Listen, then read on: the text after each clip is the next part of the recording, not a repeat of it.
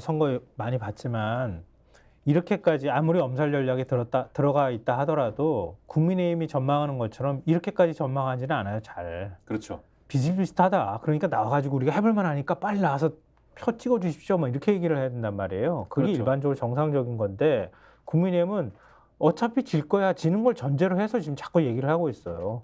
그만큼 많이 판이 기울어져 있다. 그렇죠. 이렇게 봐야 분위기 될 안 것 좋은 같고. 거죠. 네. 근데 되게 웃기는 것도 그런 거예요. 투표를 하라고 얘기할 때 또 투표를 해야 된다고 하는 이유를 우리가 찾게 되잖아요. 그럴 때 보통 막 화가 나가지고 저건 꼭 심판해야 돼. 이런 거 하나가 있고 또 하나는 비슷비슷해서 내가 표를 던지면은 이길 것 같아. 막 조바심이 나가지고 가서 투표해야 된다는 말이에요. 그렇기 때문에 보통 투표율이 올라가는 현상이 나올 텐데 지금은 비슷비슷하다고 얘기하는 사람이 한 명도 없어. 근데 투표율이 올라갔다고 얘기를 하면은 그럼 뭐라고 해석하겠어요? 가서 나 심판해야 돼. 이런 사람이 많다고밖에 해석이 안 되는 거잖아요. 그래서 투표율 얘기하겠습니다. 동아일보 이면에 보면 제목이 이래요. 동아일보 이면 보여주시면 야당 투표율 65%가 매직 넘버, 여당 높을수록 우리가 유리. 그러니까 지금 말씀하신 대로 서로 높으면 우리가 유리하다라고 얘기를 하지만 이렇게 얘기를 한다는 거예요. 국민의힘은 보수층 결집이 높은 사전 투표율로 이어졌다고 분석을 하고 있다. 라면서 그래서 본투표율도 높을수록 유리하다고 보고 고고익선이라는 입장이다라고 얘기를 하는데 반면 민주당은 정권 심판을 원하는 국민 여론이 많은 상황이라면서 당연히 투표율이 높을수록 민주당이 유리할 수밖에 없다.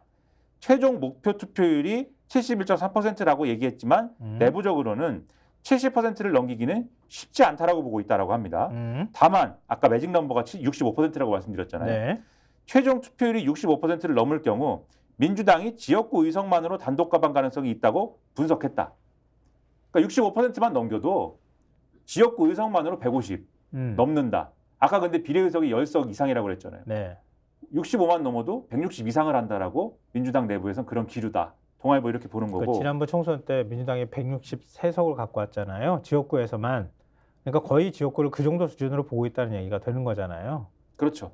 그리고 연령별 투표율에 있어서도 국민의힘은 2030이 오는 게 뭐 우리한테 불리하지 않다. 오히려 유리한 면도 있다. 이렇게 보지만 동아일보 기사에 따르면. 근데 민주당의 경우에는 56세 이하 세대의 경우에 이 전체 투표율이 높을수록 56세 이하 세대가 온다는 거고 그렇다고 하면은 뭐 이것은 우리에게 유리하다. 앞서 56세 이하라고 얘기를 하는 게 어제 말씀드린 거 네, 60대 맞아요. 중에서도 60대 초반이면 그리고 60대 남성인 경우에는 지금 민주당이 우호적인 분위기가 있다라고 말씀드리지 않았습니까? 그 얘기하는 거예요.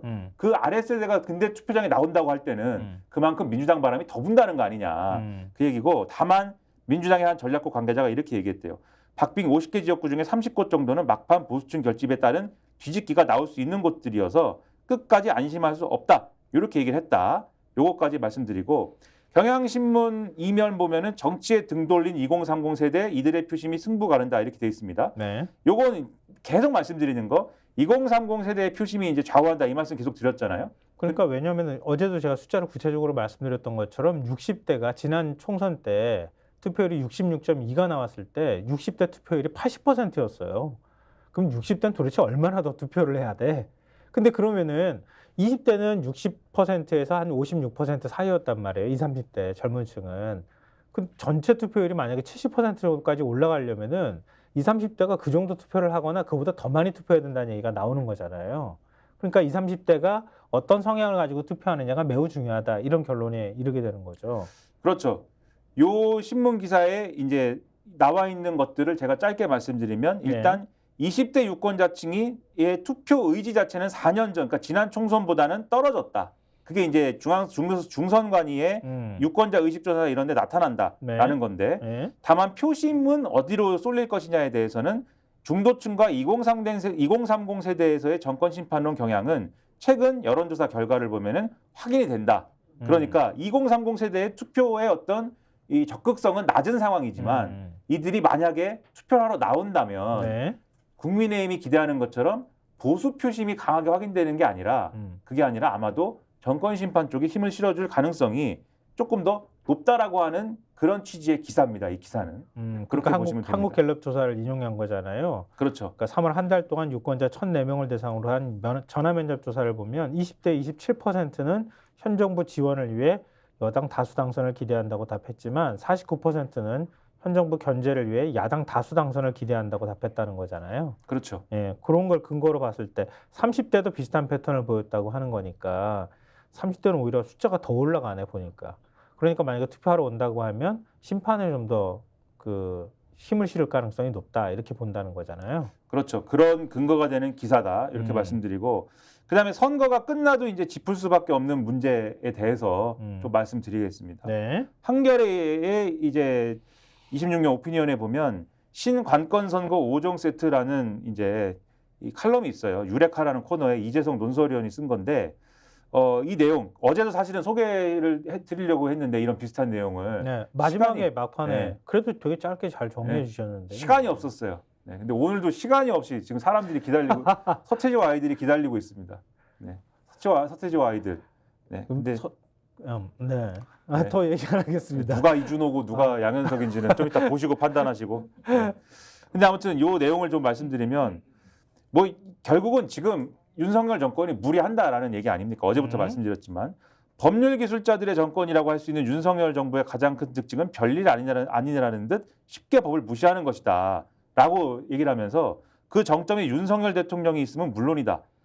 정치적 중립을 규정한 헌법 제7조, 공직선거법 제9조를 대놓고 무시하는 민생토론을 24차례나 열었고 관건선거라는 비판이 잇따르자 중단하겠다고 했다가 후속조치 점검회의라는 이름으로 사실상 재개했다라는 거 이 점을 짚으면서 대통령이 헌법과 법률을 우습게 보니까 다른 기관장들이 따라한다.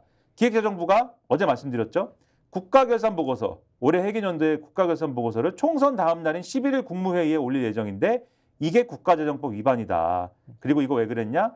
세수 펑크로 부실해진 재정 실태, 총선 전에 주목받는 걸 피하려는 불법적인 꼼수다. 이거를 말씀드렸습니다. 네. 그리고 양문석 후보와 관련된 이 공동검사를 이복형 금감원장이 막 하겠다고 하는 거. 새마을금고 관할 감독기관이 행안부도 아닌 금감원이 야당 후보의 결격 사유와 관련돼서 그것도 총선 직전에 조사하겠다고 나선 것은 정치적 의도가 아니라면 설명하기 어렵다. 이렇게 지적을 하고 있고 검찰이 지난달 7일 울산시장 선거 개입 의혹 사건을 재수사한다고 그랬죠. 네. 대통령 기록관을 압수수색한 거 선거에 영향을 주려는 의도가 있다고 의심하지 않을 수가 없다. 왜냐하면 그 사건은 윤석열 대통령이 검찰총장이었을 때 기소를 안 했던 조국 대표 등을 겨냥한 것이고 조국 대표가 총선 참여를 결정한 지 얼마 안 된 시점에 재수사를 얘기했기 때문에 그렇죠. 그리고 윤석열 정부의 신관건선거 5종 세트는 선거방송심의위원회가 완성을 한다. 미세먼지 농도 수치 1을 표기한 문화방송, 날씨방송이 고의성이 있었던 걸로 보인다면서 법정 제재 최고 수위인 관계자 징계를 의결했다. 자라보고 놀란 문화방송은 복면가왕 9주년 방송 결방을 결정했다. 코미디는 계속되고 나라는 병 들어간다. 이렇게 설명하고 있습니다. 네, 진짜 시간이 없는데 이거는 한번 읽어보시라는 의미에서 소개만 해드릴게요. 경향신문 경제 직필에 이창민 한양대 경영학부 교수가 정권 안정론은 허상이란 칼럼을 실었어요. 제가 볼 때 이거는 명칼럼입니다. 이건 읽어보셔야 됩니다. 네, 경제 문제에 대해서 이렇게 조목조목 정권 안정론이면은 민정부한테 힘을 실어달라는 얘기잖아요. 그래야 국정이 안정됩니다. 이렇게 얘기하고 있는 여권의 논리가 있는데 그 논리가 먹히려면은 그럼 제대로 그동안 했었어야 하는 거 아니냐 이렇게 지적하고 있는 거예요. 예를 들면 경제 안정론이 경제 측면에서 타당성이 있는지 검증해 보겠다고 하면서 얘기하는 게 경기 침체와 고물가 등을 해결하기 위해서 정권 지지를 해달라고 말하는데 만약 현 정권 들어 경기 부양과 물가 안정을 위한 중요한 정책이 국회에서 거대 야당에 의해 막혔으면 이 말에 일리가 있다. 근데 야당은 추경하자고 얘기를 하는데 오히려 추경을 반대하고 있다. 반대해오지 않았느냐 이런 얘기를 하고 있고요. 한국은행이 물가 안정을 위해 기준금리를 유지해야 하는데 야당이 멱살 잡고 금리를 끌어내는 것도 아니다.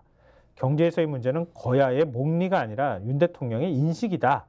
윤 대통령이 무슨 물가를 챙긴 적이 있느냐 뭐 이렇게 얘기를 하는 거잖아요. 지금 물가 상승에 대한 우려가 높은데 대통령은 건전재정 정책 덕에 물가가 잡혔다라고 생각을 한다. 이 지적을 착각하고 있다는 거 아니에요? 그렇죠.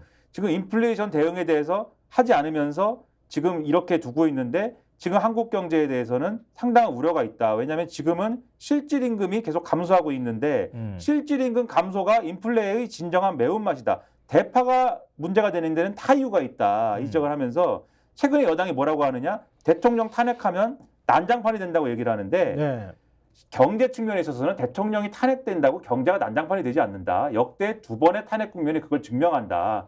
경제가 난장판이 될 때는 대통령과 집권 여당이 경제 운용에 무능할 때다. 이렇게 지적을 합니다. 지금 무능할 때다. 그렇죠. 무능하다. 지금 무능하다 이렇게 얘기를 하고 있는 거잖아요. 한번 읽어보십시오. 투표하기 전에 투표를 하신다면. 네. 아무튼 좋은 참고 자료가 될 것 같습니다. 그래서 저희가 할 말이 더 많은데 뭐 도대체 시간을 얼마나 써야 네. 되는 거예요? 시간이 없기 때문에 스픽스는 말하는 언론입니다. 대세는 유튜브, 그중에서 스픽스. 좋아요, 댓글, 구독, 알림 설정. 여러분이 저희를 사랑해 주시고 우리가 여러분을 사랑하는 4가지 방법입니다.